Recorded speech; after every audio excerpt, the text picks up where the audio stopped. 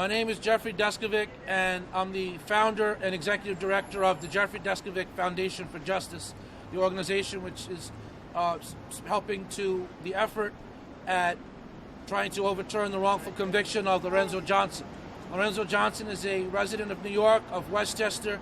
His conviction was overturned after 16 and a half years upon the federal court finding that there was legally insufficient evidence, which is the same thing as a not guilty verdict.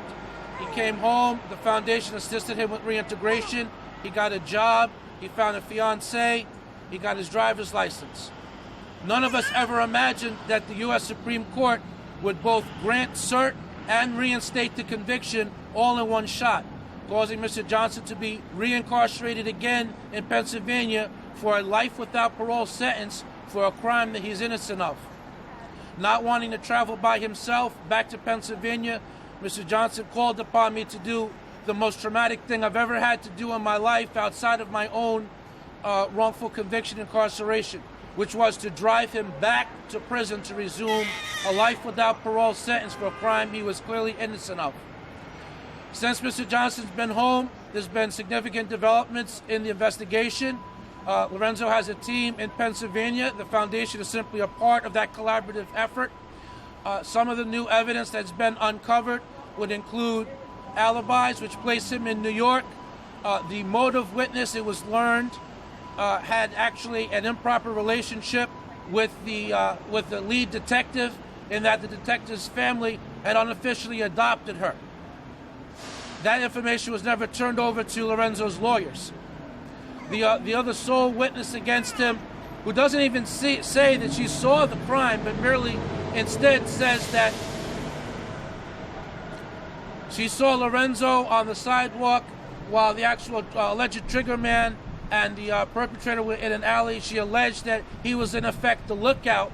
She says she walked by all of them and she heard a gunshot. So she doesn't even say that she saw the crime. We've learned that that witness initially told police that she did not know anything about the crime. 4 months later, after being worked on by the police, her words, not mine, suddenly now she incriminates Lorenzo.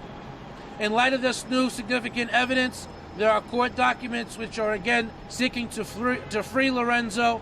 The purpose of the rally and demonstration is to raise awareness about his wrongful conviction, to also bring some media attention, to let Pennsylvania Attorney General Kathleen Kane know that the world is watching this case. He's innocent.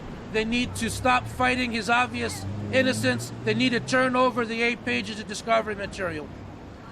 Standing with me today are a few men who were wrongfully convicted in Brooklyn under Detective Scarcella. They'll speak about their cases. Friends and family, other members who are wrongfully convicted also stand. We're going to board the bus that the foundation has donated.